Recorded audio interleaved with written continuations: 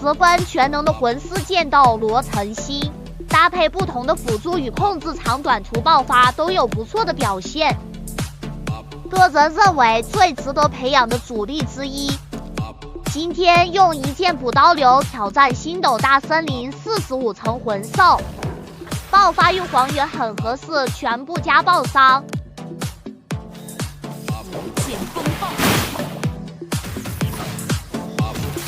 流转吧，七宝光华，气力，一剑袭来，千万飞仙，此番乐土由我手握，群狼出击，浩荡沧海，任我东西。